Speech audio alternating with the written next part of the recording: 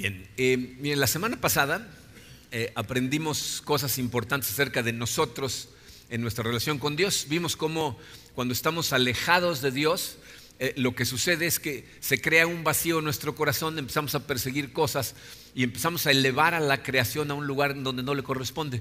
Es decir, le ponemos la responsabilidad a la creación, a las cosas, a las personas, a las relaciones a nuestro alrededor, la responsabilidad de hacernos felices, y no funciona. Y como no funciona, empezamos a crear una mente hostil, ¿verdad? Nos empezamos a enojar y generalmente pues nos enojamos con esas cosas porque no funcionan. Por más que tratamos de perseguirlas o de llevar la fiesta en paz con ellas, las cosas no funcionan y entonces nuestra hostilidad termina por llevarnos a hacer malas obras. Es decir, empezamos a justificar nuestros comportamientos pecaminosos echándole la culpa a las cosas que no funcionan, ¿okay? Vimos cómo eso es, quedamos como atrapados en una caminadora corriendo tras de estas cosas, pero Dios solucionó el problema reconciliándonos con Él. Cuando Él nos reconcilia con Él, entonces el problema del alejamiento desaparece.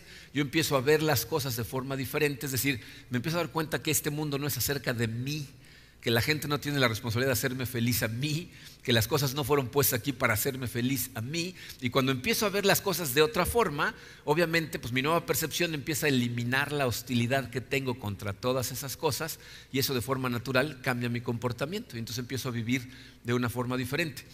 Pero eso, esa reconciliación no significa que solo porque Dios nos reconcilió con Él y nosotros pusimos nuestra fe en Cristo, nuestra vida ahora va a ser perfecta.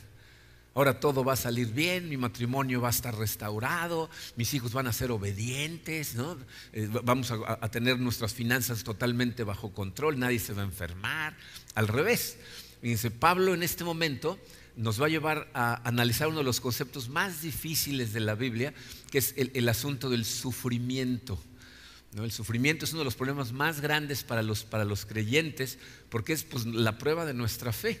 Y el día de hoy, miren, vamos a ver el sufrimiento desde un ángulo ligeramente diferente. Hemos hablado acerca del sufrimiento muchas veces, pero hoy lo vamos a ver desde un ángulo diferente porque lo vamos a ver en Cristo. Si se fijan, el título de su mensaje del día de hoy es los sufrimientos en Cristo, ¿okay? Entonces vamos a ponernos en manos de Dios y vamos a analizar qué es esto de los sufrimientos en Cristo. Padre, venimos, Señor, a darte a ti toda la honra, toda la gloria por todo lo que pasa en nuestras vidas. Te damos gracias por haber comprado nuestra vida al enviar a tu Hijo Jesucristo a la cruz. Queremos vivir esta vida que tú nos has permitido tener, Señor, de forma que te glorifique en todo momento. Y sabemos, Señor, que hay momentos en donde nos cuesta más trabajo que en otros darte la gloria y vivir con poder. Y uno de esos momentos es precisamente cuando las cosas se ponen bastante complicadas. Así es de que te pedimos, Señor, que tu Santo Espíritu hoy venga, nos llene, nos toque, nos guíe, prenda la luz en nuestro corazón para que podamos ver este concepto bajo la luz que tú lo ves. Y de esa manera nuestra hostilidad incluso contra estas cosas va a desaparecer y vamos a poder vivir la vida bien vivida y para tu gloria. Abre nuestros ojos, Señor, te lo pido en el poderoso nombre de tu Hijo Jesucristo. Amén. Muy bien. El pasaje del día de hoy vamos a estudiar un versículo de Colosenses 1:24, es un pasaje muy profundo. Lo voy a leer una vez, luego vamos a analizar varias cosas al respecto. Dice Colosenses 1:24, dice Pablo: ahora me alegro en medio de mis sufrimientos por ustedes y voy completando en mí mismo lo que falta de las aflicciones de Cristo en favor de su cuerpo, que es la iglesia. Si se acuerdan, lo que acaba de terminar de decir Pablo, lo que vimos la semana pasada, es precisamente el evangelio de Cristo, ¿no? Cómo Cristo nos salva a través de su muerte. Entonces Pablo dice: y ahora me alegro en medio de estos mis sufrimientos por ustedes y voy completando en mí lo que falta de las aflicciones de Cristo. Miren, para variar, es un pasaje que causa mucha controversia. Pero para entender la controversia necesitamos desmenuzarlo y entender cada uno de los tres conceptos que maneja este pasaje, pero para entenderlo tenemos que analizarlo en reversa. Es decir, tenemos que empezar con el último de los conceptos e irnos hacia atrás. Entonces, primero vamos a analizar esa última frase. El número 1 en su programa dice: ¿qué son las aflicciones de Cristo en favor de su cuerpo, que es la iglesia? O sea, ¿a qué se refiere Pablo con las aflicciones de Cristo? Miren, si ustedes conocen la narrativa de la iglesia, de la Biblia, o sea, si entienden la historia de la Biblia desde Génesis hasta Apocalipsis, el hecho de que las cosas cada vez se ponen peor no es ninguna sorpresa, porque está escrito. Apocalipsis nos dice que las cosas se van a poner terriblemente mal antes de que estén solucionadas. Desde la caída del hombre, debido a la naturaleza con la que nacemos todos los que nacemos después de nuestros primeros padres, por la desobediencia, por la entrada del pecado al mundo, tenemos en este mundo muerte, enfermedad, hambre, dolor, sufrimiento, mentira, decepción. O sea, todas esas cosas que nos causan dolor entraron al mundo desde ese momento. De hecho, si ustedes recuerdan lo que Dios le dice a Adán en Génesis, nosotros tuvimos en Génesis 2 capítulos de armonía total, ¿no? O sea, Dios crea el universo en armonía con él y con la creación, y por 2 capítulos todo está bien hasta que el hombre desobedece. Y cuando desobedece, Dios le dice a Adán: maldita será la tierra por tu culpa, te va a producir espinas y cardos. ¿Qué le está diciendo? Todas estas cosas que yo puse a tu alrededor para que te dieran gozo, para que confortaran tu corazón, para que las disfrutaras profundamente y me vieras, bueno, esas cosas, como ya no me tienes a mí y ahora las persigues a ellas, lo que van a hacer es hacerte la guerra. Te van a sacar espinas y cardos. En otras palabras, la vida va a ser difícil. La vida te va a costar trabajo, incluso el matrimonio. ¿Se acuerdan qué les dice? A la esposa le dice: tú vas a tratar de amar a tu marido y él te va a tratar de dominar. O sea, va a haber espinas y cardos en nuestras relaciones. La vida va a ser complicada, ¿okay? Entonces, eso pasa con la caída. Pero si recuerdan, en esa misma conversación, Dios hace una promesa y dice: va a venir un niño, hijo de una mujer, que le va a pisar la cabeza al mal, va a destrozar todo lo malo que hay, todo lo que metió el pecado. Ese niño lo va a destrozar, pero le dice: la serpiente le va a morder el talón, es decir, lo va a hacer sufrir, pero él va a destrozar todo el mal que la entrada del pecado al mundo creó. En otras palabras, cuando venga ese Mesías Salvador, va a restaurar todas las cosas a su estado original, en donde ya no hay dolor, ya no hay nada de esas cosas, ¿no? Entonces, si tú estudias todo el Antiguo Testamento, apunta a ese hecho. Todo lo que enseñan los profetas todo el tiempo están hablando de la llegada del reino de Dios, ese Mesías. Y si estudias despacito, por ejemplo, si estudias a Isaías es uno de los profetas que de forma más clara profetiza al Mesías. Él profetiza a un siervo sufriente. O sea, a una persona que va a venir y va a sufrir por nosotros, va a morir por nosotros para comprar nuestra vida. Cuando llega Jesús, Él llega anunciando la llegada del reino, pero ¿se acuerdan lo que le dice constantemente a sus discípulos? Les dice: yo voy a dar la vida por ustedes. Por ejemplo, Juan 10:11 dice: yo soy el buen pastor. El buen pastor da su vida por las ovejas. No, le está diciendo: yo voy a venir, voy a morir por ustedes, por salvar sus vidas, voy a dar mi vida. Entonces, Jesús vino a sufrir aflicciones por nosotros. ¿Pero qué iban a lograr qué? ¿Cuál era el propósito de las aflicciones de Cristo? Nos lo dice clarito en Romanos 3:25. Dice: Dios lo ofreció como un sacrificio de expiación que se recibe por la fe en su sangre, ¿no? O sea, el sacrificio de Cristo lo que hace es la expiación de la gente que pone la fe en su sangre, ¿no? Nos limpia, nos perdona todos nuestros pecados, lo cual nos perfecciona y nos permite entrar al cielo, ¿okay? Pero piensen en esto: ¿cuál fue el efecto de las aflicciones de Cristo en los discípulos que lo vieron, que lo conocieron, que lo vieron sufrir y morir por nosotros? Y luego, cuando lo vieron resucitar, entendieron que era quien decía ser, que era el Mesías, y que acababa de comprar para nosotros la perfección. Esas personas, cuando lo ven, cuando entienden el sacrificio que hizo por nosotros para darnos vida, se entregan a Él, se convierten, ponen su fe en Él, y desde ese momento son salvos. Entonces, ¿qué son las aflicciones de Cristo a favor de su iglesia? Dice su programa: todo lo que sufrió Cristo para lograr nuestra redención. O sea, las aflicciones de Cristo son los sufrimientos que tuvo que pasar Cristo, ¿verdad? Llegar aquí perfeccionado Él, ¿no? Y vivir perfectamente para que nosotros pudiéramos recibir esa perfección. Entonces, todo lo que hizo Cristo lo sufrió para comprar nuestra redención. Pero de eso, fíjense, inmediatamente se desprende una pregunta, que es lo que hace a este versículo tan controversial. Dice su pregunta número 2: ¿cómo completa Pablo esas aflicciones sin restarle a la cruz? Dice: lo complejo de este versículo es la parte de en medio. Se los volví a poner ahí, Colosenses 1:24. Dice: voy completando en mí mismo lo que falta de las aflicciones de Cristo. O sea, Pablo parece estar diciendo que el trabajo de redención que hizo Cristo en la cruz le faltó algo. Se quedó corto, se quedó incompleto. Entonces Pablo, amablemente, porque es muy buena onda, lo está completando él. ¿no? Entonces, evidentemente no puede estar diciendo eso. La gente que lo interpreta de esa manera está utilizando reglas equivocadas de interpretación. Miren, para que lo tengan claro, nadie le puede añadir nada a la cruz. No le puede faltar absolutamente nada a las aflicciones de Cristo porque completaron el trabajo de redención. Si esto fuera verdad, si lo pudiéramos interpretar de esa manera, estaríamos diciendo que es la cruz de Cristo más algo más, en este caso el sufrimiento de alguien. Entonces, no obras, no conocimiento secreto, pero sufrimiento de alguna persona. Ahora, sabemos que eso es imposible que sea cierto. Te voy a decir por qué. Porque el resto de la Biblia lo contradice. La regla básica de interpretación, una de las reglas básicas de interpretación, los que estudian hermenéutica dicen, la Biblia interpreta la Biblia. ¿Qué quiere decir eso? Otros versículos de la Biblia le dan luz a versículos que parecen medio difíciles de entender. Dicho de manera más clarita, si tú tomas un versículo y lo entiendes de una manera y te das cuenta que 25 otros versículos dicen lo contrario, el que está mal eres tú. Tú lo estás interpretando de forma equivocada. No es posible que sea lo que dice. Podríamos ver un montón de versículos que nos van a decir que eso es imposible. Te voy a mostrar dos para que lo veas clarito. El mismo Pablo en Gálatas 2:21 dice, si la justicia se obtuviera mediante la ley, Cristo habría muerto en vano. ¿Qué está diciendo Pablo? Si hubiera cualquier otro método de lograr estar bien con Dios, entonces la muerte de Cristo fue en vano. ¿Para qué murió Cristo si había otras formas de lograr la justicia a los ojos de Dios? ¿Se acuerdan lo que ora Jesucristo en Getsemaní la noche antes de ser crucificado? Le dice, Señor, si es posible, no me hagas beber de este trago amargo. ¿Qué le está diciendo? Si hubiera cualquier otro método para salvar a estos individuos, por favor vamos a utilizar el otro método.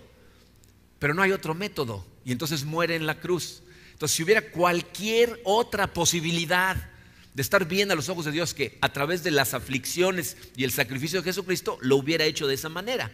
¿Okay? Entonces, evidentemente, el sacrificio, el sufrimiento de Cristo fue suficiente. Hebreos lo dice de otra manera. Fíjense, Hebreos 10:14 dice, porque con un solo sacrificio ha hecho perfectos para siempre a los que está santificando. O sea, Jesucristo tenía que vivir una vida perfecta porque el objetivo era impartir perfección. O sea, Él nos iba a llenar de su perfección al morir por nosotros en la cruz. Entonces, lo que está diciendo aquí es, un solo sacrificio ha hecho perfectos a los que está santificando. Entonces, el sacrificio de Cristo fue perfecto, completo, suficiente para llevarnos a la presencia de Dios, a ti y a mí, limpios, intachables, tal y como Cristo es. No obras, no sufrimiento. Entonces, la conclusión de esto es, Pablo no está diciendo que Él completa el trabajo de redención. Eso no es lo que está diciendo. Entonces, ¿qué está diciendo? ¿No? Vamos a verlo, fíjense. Para entender cuál es el problema que tienen los judíos con estas cosas, tienes que entender cómo pensaban ellos. Fíjense, los judíos, su forma de ver la vida del ser humano en toda la creación era dividida en dos eras. La era que es y la que ha de venir. Nada más dos. Entonces, para ellos la era que es la que estamos viviendo, y la que ha de venir es la que va a suceder cuando Cristo llegue a esta tierra y restaure todas las cosas a su antiguo orden. Cuando llegue con poder y todo el mal desaparezca de la tierra, ese es el tiempo que ha de venir. Esa es una de las razones por las que a los judíos les costaba trabajo creer que Él era el Mesías. Porque ellos esperaban un Mesías que llegara con una corona, con mucho poder y que empezara a cambiar todo en la sociedad, y eso no es lo que vino a hacer Jesucristo. Jesucristo llega anunciando la llegada del reino y luego a través de su ministerio nos demuestra que Él tiene el poder sobre todas las cosas que aquejan al ser humano. ¿No? Empieza a sanar enfermos, a alimentar a los que tienen hambre, a devolverle la vista a los ciegos, a levantar muertos. ¿No? Se empieza a hacer lo que los judíos llamaban señales del reino. ¿No? Se empieza a demostrar que tiene el poder para eliminar esas cosas, tiene poder sobre esas cosas, ¿ok? Pero esas cosas no van a estar totalmente transformadas y regresadas a su estado original hasta que Él regrese. Entonces, fíjense, el problema es que no son dos eras, son tres. Y nosotros estamos en la de en medio. Es el tiempo que es antes de Cristo. Lo que va a hacer es cuando regrese Cristo, pero en este momento tú y yo estamos en una era que podríamos llamarle la era de ya realizado, pero aún no consumado. O sea, Jesucristo ya realizó el sacrificio necesario para obrar la redención de los seres humanos, pero no lo ha consumado regresando, y por lo tanto tú y yo estamos todavía en esta época, ¿cómo? Sufriendo. O sea, el mal todavía está en este mundo, y todavía hay muerte, y todavía hay dolor, y todavía hay hambre, y todavía hay mentiras, porque Cristo, aunque ya realizó el sacrificio, no lo ha consumado. Entonces la pregunta que nos debemos hacer es, ¿para qué? O sea, ¿para qué permite Dios que sigamos sufriendo durante todo este tiempo si Cristo ya hizo el sacrificio que era necesario para nuestra redención? ¿Por qué no simplemente nos lleva a todos, ¿no? Y termina con todo esto. Bueno, dice, para hablar del sufrimiento y del dolor y entenderlo, aunque no es el objetivo de este mensaje, lo primero que tienes que entender es esto: el dolor y el sufrimiento no fueron creados por Dios. Dios creó un mundo en armonía perfecta, un universo perfecto, en donde Él estaba en paz con nosotros, nosotros con Él, nosotros entre nosotros, y todo estaba bien.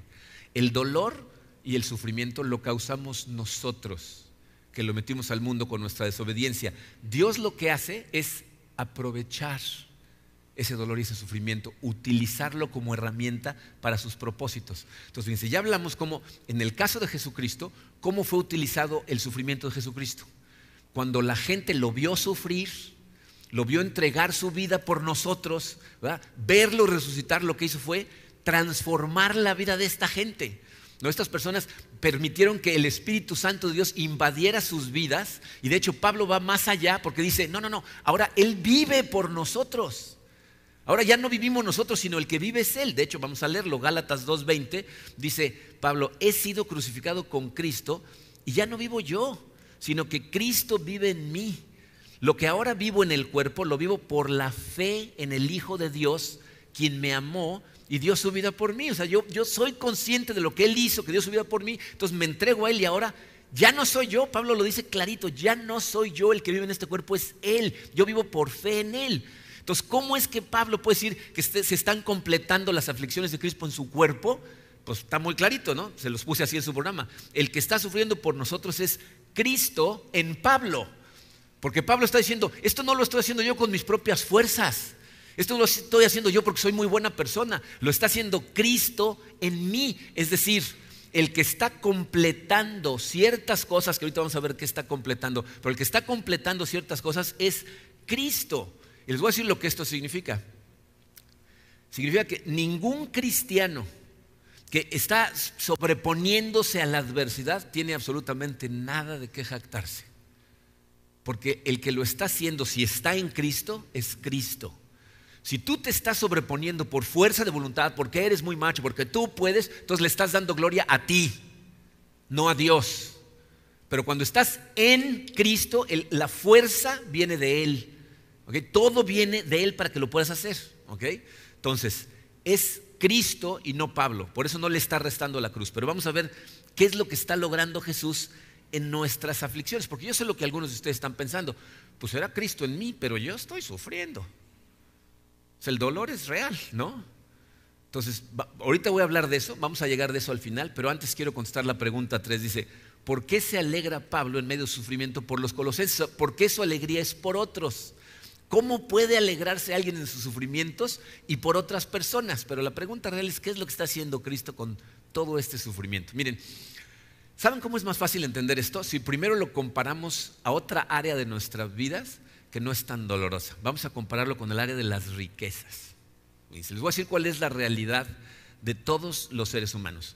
Todos nosotros somos criaturas caídas, amantes de la comodidad, preocupados principalmente por nosotros. Estamos preocupados por nuestra seguridad, por nuestro bienestar, ¿verdad? Y normalmente, si nos dejáramos llevar por nuestra naturaleza, queremos para mí, todo, yo, nada más pienso en mí y todo es para mí. Y les voy a decir por qué eso es súper irónico. Porque una cosa que sea ciencia cierta y que todos los que han experimentado esto que voy a decir lo saben, es que el gozo más grande que podemos disfrutar en Dios a través de los regalos que Dios nos da, no es acapararlos, sino dejarlos ir. Es cuando recibes, cuando tienes y le ayudas a otras personas y lo utilizas para la gloria de Dios, que realmente te llena de gozo. Bien, ese es uno de los errores más grandes que el evangelio de la prosperidad comete. Que lo que hacen ellos al decir que si tú sigues a Cristo, entonces todo te va a ir bien, todo el mundo va a tener salud, tu matrimonio va a estar maravilloso y vas a tener mucho dinero, están equiparando los regalos de Dios con lo hermoso que es Dios. O sea, el límite para ellos de la hermosura de Dios son los regalos. Y entonces caes en una mentira, ¿verdad? Quedas engañado pensando que la gente a tu alrededor va a ver cómo Dios te bendice, cómo te llena de cosas, y la gente va a decir, yo quiero ese Dios. Pero eso no es lo que dicen. ¿Qué dicen? Yo quiero esas cosas. ¿Quién es ese Dios que da cosas? Y convierten a las cosas en un ídolo. Al mundo no le impresiona una persona que se hace rica y dice, ay, gracias a Dios. No le impresiona eso. Le impresiona una persona que tiene muchos recursos y expresa que Dios le satisface tanto que los recursos no son lo que le satisface y entonces los regala. Y considera el regalarlos ganancia, es decir, considera la pérdida ganancia, que es lo que Pablo dice todo el tiempo. O sea, considero todo como una pérdida con tal de conocer a Cristo. Eso sí impresiona al mundo. Bueno, ese mismo concepto ahora trata de transferirlo al dolor. Y te vas a dar cuenta cómo es exactamente lo mismo. Fíjate, de la manera en que Dios se glorifica más intensamente es cuando nos satisface, nos fortalece en medio del dolor y no cuando nos provee en abundancia en tiempos de bonanza. Yo, fíjense, no conozco a una sola persona y conozco a montones de personas que van caminando fuerte espiritualmente. No conozco a uno solo que su lección más profunda o su encuentro más cercano con Dios salió de un día en que todo estaba bien, en que Dios le estaba dando muchísimo. Más bien, profundizamos en nuestra relación con Dios en los días de sequía, cuando más duele, cuando más oscuro está todo. Y Cristo es glorificado en nuestra vida de forma más clara por la forma en que lo experimentamos en medio de ese dolor. Es decir, la demás gente que lo ve, que no lo conoce o que no lo ha experimentado bien. Porque hay cristianos que tienen al Espíritu Santo, pero no han experimentado a Dios porque no dejan ir los regalos. Creen que de eso se trata el Evangelio de Cristo. Pero cuando la gente ve esas cosas en otro creyente, entonces entienden lo que Jesucristo hizo.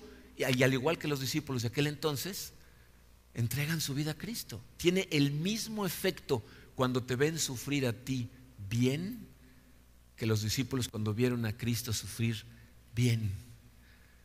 John Piper, que es un pastor al que leo mucho, porque la verdad es una persona muy inteligente, muy brillante y aparte iluminado, lo trata de explicar de esta manera. Fíjense, dice, Jesús hizo en persona sus sacrificios, sus aflicciones en frente de gente para que se convirtieran. Y lo que hace falta de sus aflicciones es llevarlas a todas las naciones.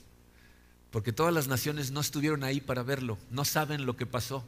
Y entonces necesitamos completar el trabajo de llevar las aflicciones de Cristo a todas las naciones. ¿Cómo? Sufriendo bien por su nombre. Si tú analizas lo que pasa en la vida de Pablo, fíjate, el diseño del dolor en la vida de Pablo, porque fue un diseño, Dios diseñó la vida de Pablo para que fuera en sufrimiento. Y si no me creen, lean Hechos de los Apóstoles, específicamente el capítulo cuando Dios llama a Pablo a servirlo. Lo deja ciego, ¿se acuerdan? De camino a Damasco, llega a Damasco, manda a un hombre a orar por él y el hombre no quiere ir, le dice, no, hombre, este nos anda persiguiendo, y le dice, tú ve y ábrele los ojos porque yo le voy a enseñar lo que tiene que sufrir por mi nombre. La vida de Pablo estaba diseñada para sufrir, ¿pero para qué? Para ser clarito en el alma de Pablo y en la de todos nosotros que Dios es el único tesoro que vale la pena perseguir, el único que sustenta, lo único que funciona en esta vida y por lo cual puedes sacrificar todo lo demás. Y si tienes a Dios estás bien. Y por eso Pablo puede hacer comentarios como me regocijo en mi sufrimiento porque me acercan más a Él. Romanos 5, versículos 3 al 5, Pablo, fíjense lo que dice, también nos regocijamos en los sufrimientos porque sabemos que los sufrimientos producen resistencia. La resistencia produce un carácter aprobado y el carácter aprobado produce esperanza. Y esta esperanza no nos defrauda porque Dios ha derramado su amor en nuestro corazón por el Espíritu Santo que nos ha dado. Dice, si todo lo que tienes en la vida te es arrebatado excepto Dios, y eso te acerca más a Dios, perder es ganar. Y eso es lo que le da gloria a Dios. Se glorifica en la vida de la gente que lo experimenta a esa profundidad en momentos de dolor. Entonces, ¿por qué está tan contentito Pablo en sus sufrimientos por los colosenses? Porque eso le da toda la gloria a Dios y fortalece la fe de ellos. Dice, me alegro por ustedes porque son testigos de mi sufrimiento. Y entonces tienes que entender que de la misma forma Dios utiliza tu sufrimiento para que los que te vean, lo vean y entiendan lo que Jesucristo sigue haciendo hoy por todos nosotros. Es decir, fíjense, de las formas más poderosas en que Jesucristo sigue salvando, porque hay varias formas en las que salva, pero una de las más poderosas es dándole gloria a su propio nombre con la forma en que nos da poder para perseverar en medio del dolor. Entonces, fíjense, les voy a decir teológicamente lo que ese versículo significa. Está en su programa. Dice, la obra de redención se llevó a cabo una vez y para siempre en la cruz. O sea, no cabe ni la menor duda de que todo lo que necesitaba hacerse para lograr la redención de los seres humanos lo hizo Cristo a través de su sufrimiento, de sus aflicciones, de su muerte en la cruz. Lo hizo Jesucristo de una vez y para siempre. Pero, continúa bajito su programa, dice, pero la aplicación de la redención sigue su curso mientras haya gente que salvar o santificar. O sea, esa redención sigue aplicando para otras personas. Entonces, ¿qué significa eso? Mientras en el mundo haya una sola persona que Dios tenga planeado salvar, o un solo creyente que Dios todavía esté trabajando santificándolo, ¿va? Esto va a seguir funcionando de la misma manera. Jesucristo va a seguir completando sus sufrimientos. ¿A través de quién? De nosotros. En otras palabras, no ha terminado de salvar. Por eso no ha regresado.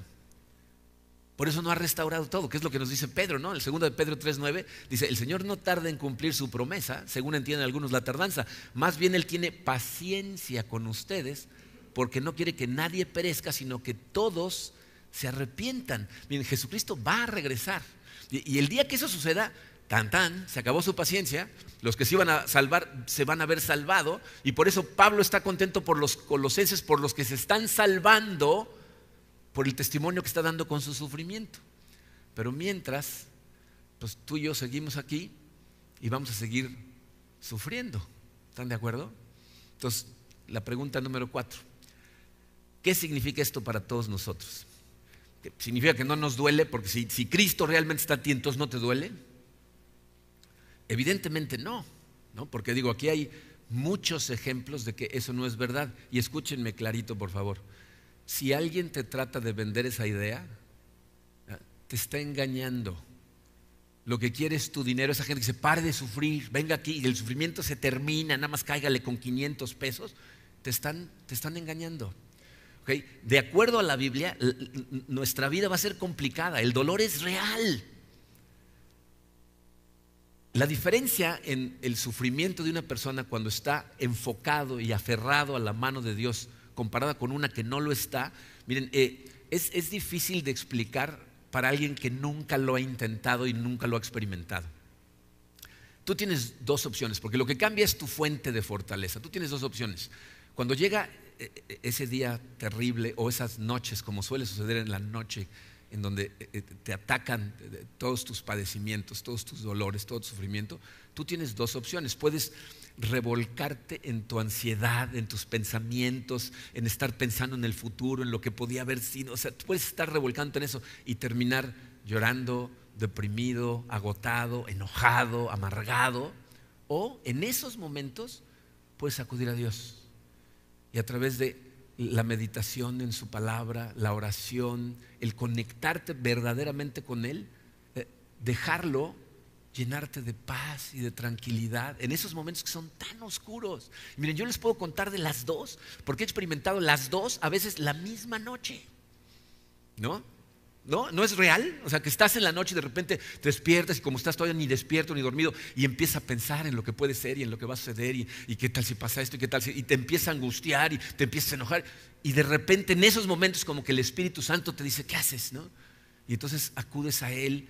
Yo me sé un montón de versículos que tengo en mi memoria precisamente para eso, para empezar a meditar en ellos, pero como no me sé toda la Biblia de memoria, tengo una Biblia junto a mi cama con versículos marcados que la saco y empiezo a leerla, y esos versículos no saben cómo me llenan, me invaden de una paz que es difícil de explicar.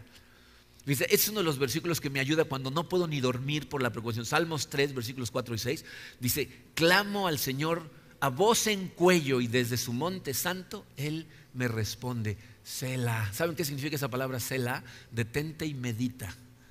¿No? Entonces fíjate lo que está diciendo. Cuando yo clamo a voz en cuello al Señor, Él me escucha.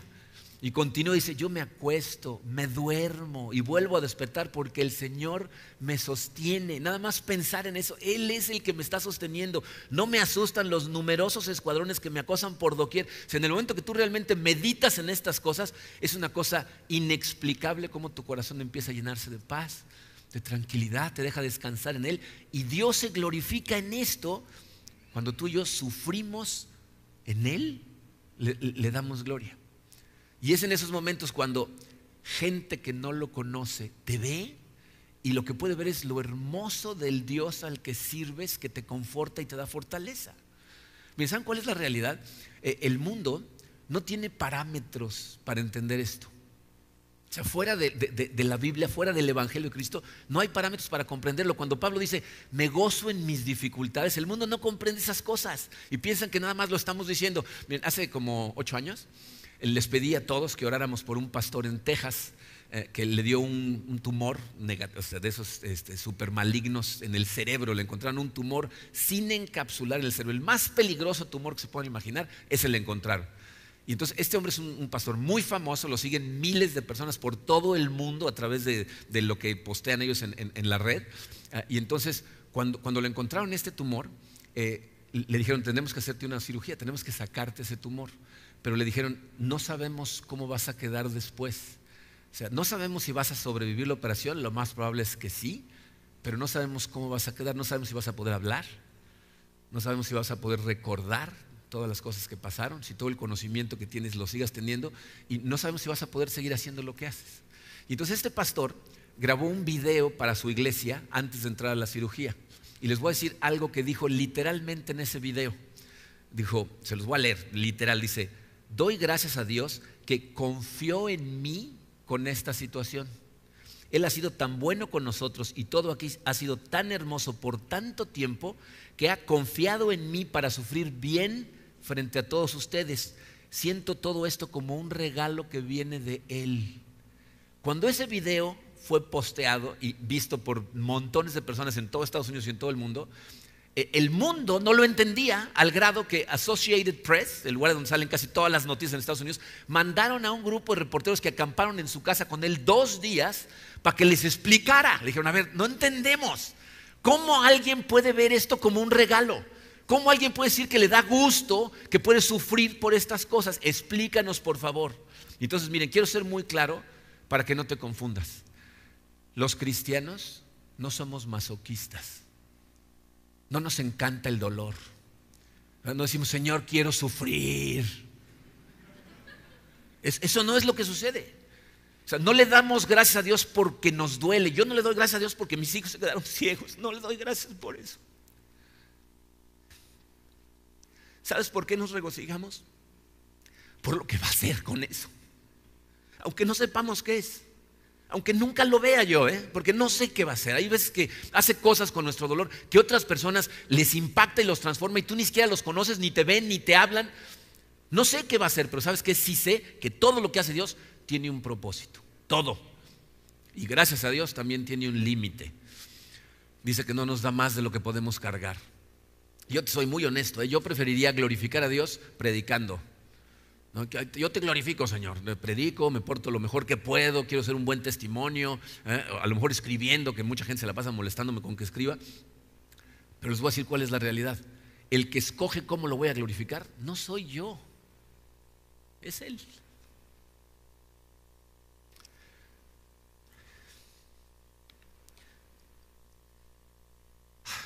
Mi único deseo para todos, porque vamos a sufrir, es caminar fielmente en Él, en estas cosas, aferrándonos a Él, a su palabra, aún sabiendo, ese es el ministerio de los clinics, gracias. Fíjense, aún sabiendo que va a haber adversidad, porque miren, eso es la razón por la que el evangelio de la prosperidad me enfurece, no me molesta, me enfurece. Porque trata de decir a la gente que si tienes fe, todo va a salir bien. Si tienes fe, no te vas a enfermar. Me estoy mal. No, está en tu cabeza. Ten fe. No estás enfermo, no tienes esto, no te pasa nada. Mi miedo para la gente que cree en esas tonterías es que va a llegar la tormenta y te va a agarrar desprevenido. Te va a zarandear espantosamente y vas a terminar enojado, amargado, frustrado, te vas a separar de Dios y entonces sí vas a tener que enfrentar esto en tu propia fortaleza que no existe. No tienes control sobre estas cosas. Ese es mi miedo. Lo último que quisiera es que te agarre desprevenido. Y por eso, miren, por eso ataco tanto a nuestros ídolos. Por eso constantemente te digo, ¿a qué estás aferrado? Porque lo estás cambiando por Dios. Por eso constantemente digo, conéctate. Porque es agarrado de su gente que estas cosas te zarandean menos. Por eso te digo, lee su palabra, estudia su palabra, apréndete su palabra. Toma esto en serio. Porque esto de lo que estamos hablando es lo más importante. Tu relación con Dios es lo más importante que hay en la vida. Lo veas o no. Y si no empiezas a verlo, te va a agarrar desprevenido. Entonces, ¿qué significa esto para nosotros? Es lo último que dice su programa. Solo con Cristo en nosotros podemos realmente glorificarlo en nuestros sufrimientos. Si Cristo no está consistentemente en ti, si no estás todo el tiempo enfocado y acudiendo a Él, van a llegar los sufrimientos y créeme, te van a destrozar. De todas maneras van a llegar, de todas maneras van a doler. Y la diferencia es, ¿le vas a dar gloria a Dios o simplemente vas a pasar el resto de tu vida aislado y amargado? Porque Él lo que quiere es usar tu sufrimiento para su gloria y que termine llenándote a ti de gozo. Por eso Pablo puede decir, me regocijo en mis sufrimientos, en medio de mis sufrimientos, no por mis sufrimientos, sino en medio de. Vamos a orar. Padre, hijos, no cabe duda, Señor, que vivimos en un mundo lleno de dolor, lleno de sufrimiento por todos lados. Pero tenemos, Señor, la tranquilidad y el consuelo de que tú sabes exactamente lo que sentimos, porque tú caminaste por esta tierra, sufriste las mismas o peores cosas de las que podemos nosotros sufrir y sabes exactamente cómo nos sentimos. Y entregaste, Señor, tu vida ese día en la cruz, precisamente para que nosotros pudiéramos tener tu fortaleza para perseverar y darte gloria y luz en todo lo que hacemos gracias a eso.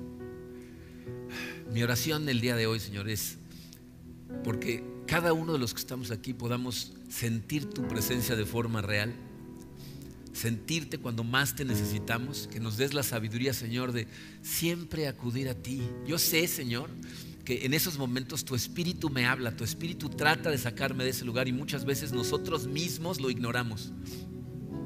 No nos dejes hacerlo nunca más, Padre. En el momento que escuchemos tu voz, que veamos aunque sea un poquito de tu luz, ayúdanos a aferrarnos a esa luz, a dirigir nuestra mente a ese lugar, a empezar a pensar en tu amor, en lo increíble de tu misericordia, en la paciencia que nos tienes y en cómo no importa cuánto tiempo pensemos que va a pasar este sufrimiento, va a ser un santiamén, porque tu palabra nos dice que la gloria que viene no se compara en nada con los pequeños y temporales sufrimientos que sufrimos aquí. Yo sé, Señor, que mientras estamos sufriendo no parecen ser ni pequeños ni temporales, pero es la comparación de un sufrimiento terrenal contra la gloria de Dios, o de una vida de dolor comparada con la eternidad en tu presencia. Acuérdanos, Señor, de esas cosas en todo momento, especialmente cuando más oscura es la noche. Te damos gracias por tu amor, te damos gracias por tu Hijo Jesucristo, Señor, y te pedimos que nos fortalezcas y nos ayudes a vivir bien, ya sea que nos esté yendo muy bien o que estemos pasando por momentos muy oscuros. Ayúdanos a vivir bien, Padre, para tu gloria. Te lo pedimos en el poderoso nombre de tu Hijo Jesucristo.